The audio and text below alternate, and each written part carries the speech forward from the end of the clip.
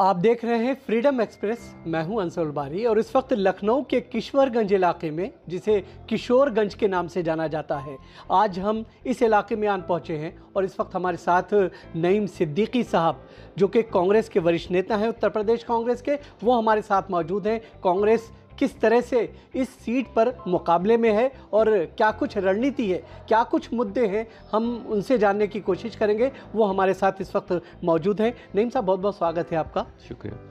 नईम साहब, सबसे पहले हम ये जानना चाहेंगे, जाहिर है कि आपकी जो अहलिया है, यानी आपकी पत्नी साहिबा, वो इस वक्त चुनावी मैदान में है। किस तरह की आपको इस वक्त चुनौतियाँ नज़र आ रही? सच बताऊं तो चुनौतियां कुछ भी नहीं हैं। जो आम जनमानस है वो बेपनाह परेशान है।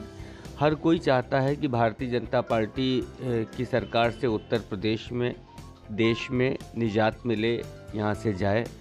महंगाई, बेरोज़गारी बेपनाह बढ़ी हुई है। हमारा ख़ुसूसी तौर पर जो ये इलाका है जिसको आप लखनऊ पश्चिम कहते हैं, इस इलाके में तो मैं आपको एक अजीब जानकारी दूं कि 2 लाख से ज़्यादा की आबादी कैंपल रोड, यासीनगंज, मौज़म नगर, दरगाह, हज़रत अब्बास की ऐसी इलाका है कि जिसमें एक भी सरकारी स्कूल नहीं है, और जो स्कूल हैं वो ऑपरेशनल नहीं हैं, जर्जर हालत में है। आप तसव्वुर कीजिए कि जो लोग इस इलाके में जरदोज़ी का काम करते हैं, जो लोग बैटरी रिक्शा चलाते हैं, जो मज़दूरी करते हैं, पेंटर हैं, कारपेंटर हैं, उनके लिए बहुत मुश्किल है कि वो अपना घर चलाएं, खाना खाएं या बच्चों को तालीम दें। तालीम, यहाँ पर एजुकेशन बहुत बड़ा मसला है। बेरोज़गारी बहुत बड़ा मसला है। यहाँ पर जो हैंडीक्राफ्ट का काम है, जरदोज़ी के कारीगर या चिकन के कारीगर जो हैं, उनके लिए किसी भी सरकार ने आज तक कुछ भी नहीं सोचा है। प्रियंका जी उनकी बात कर रही हैं, उनके नेतृत्व को देने की बात कर रही हैं, तो मैं चुनौती कहीं नहीं देख रहा हूँ।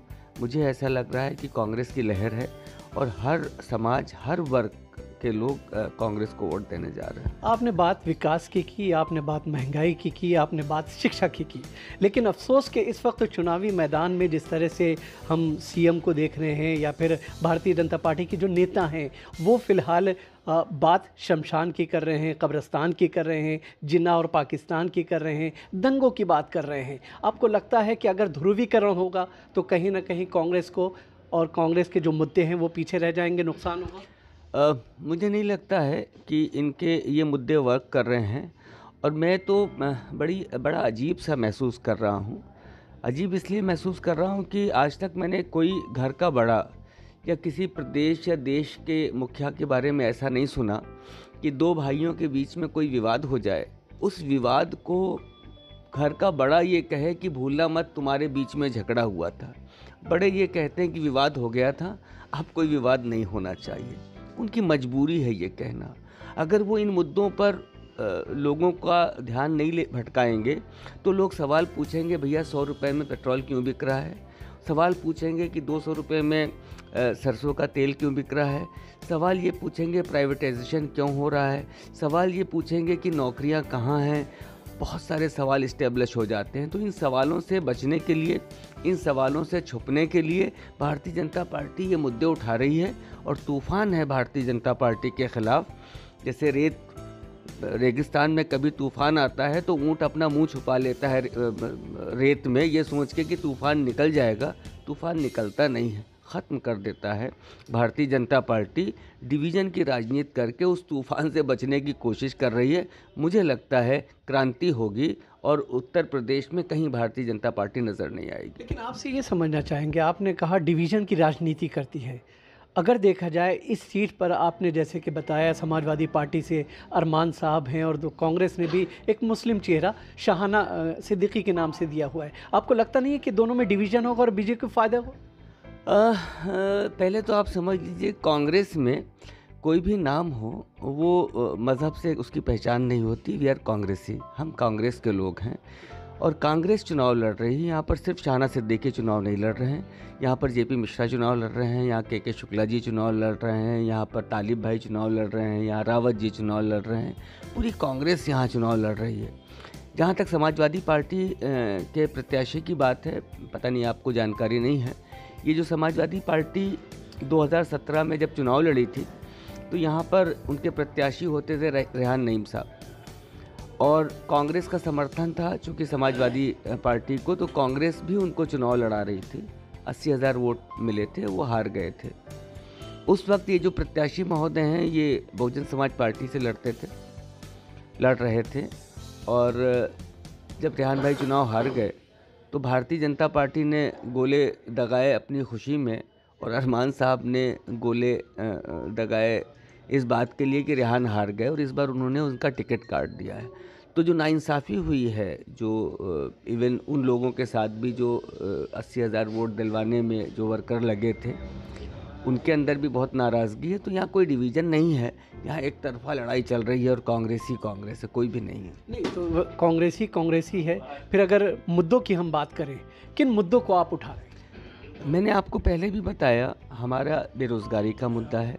यहाँ पर गांव में जहाँ पर 2000 की आबादी होती है, उस गांव में प्राइमरी स्कूल होता है, बेसिक स्कूल होता है।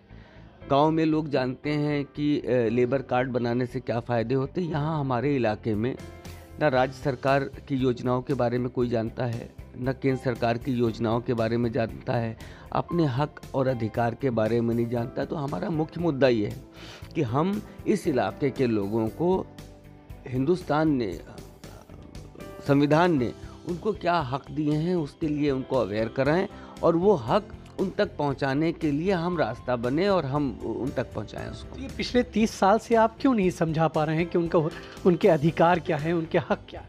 ये सही है कि कांग्रेस पिछले 30 साल से शायद नहीं समझा पा रही है, और मैं आपकी जानकारी के लिए बता दूं, मुल्क में आप कहीं भी बात कीजिए कि इस देश के सबसे पिछड़े राज्य कौन से हैं, तो नाम आता है उत्तर प्रदेश और बिहार। और उत्तर और प्रदेश और बिहार का नाम ही सिर्फ इसलिए आता है कि पिछले 30 सालों से हमारी सरकार नहीं है जो उन्नति हमने देश के दूसरे प्रदेशों में की है, उस उन्नति से मेरा प्रदेश अछूता है। प्रियंका गांधी जी के नेतृत्व में कांग्रेस की आंधी चलने जा रही है, और प्रदेश हमारा विकास के रास्ते पर चलेगा। बिल्कुल, ये थे नईम सिद्दीकी साहब, जिनका साफ तौर पे मानना है कि कांग्रेस की लहर है, मुद्दे हैं, मुद्दों को हम जनता के बीच में लेके जाएंगे और उसका फ़ायदा कहीं ना कहीं उनको ज़रूर मिलेगा। और इसी आस और इसी उम्मीद के साथ फ़िलहाल चुनावी मैदान में हैं, और जितने विरोधी हैं उनको फ़िलहाल टक्कर देते हुए नज़र आ रहे हैं। बहुत बहुत शुक्रिया नईम साहब, आपने हमसे बातचीत की। जाने से पहले हम अपने तमाम दर्शकों से ये गुजारिश करेंगे कि अगर आपने इस चैनल को सब्सक्राइब नहीं किया है तो आप इस चैनल को सब्सक्राइब करें, इसके वीडियोस को लाइक और शेयर करें। तो इस खास मुलाकात में फ़िलहाल इतना ही, इजाज़त दीजिए। आदाब।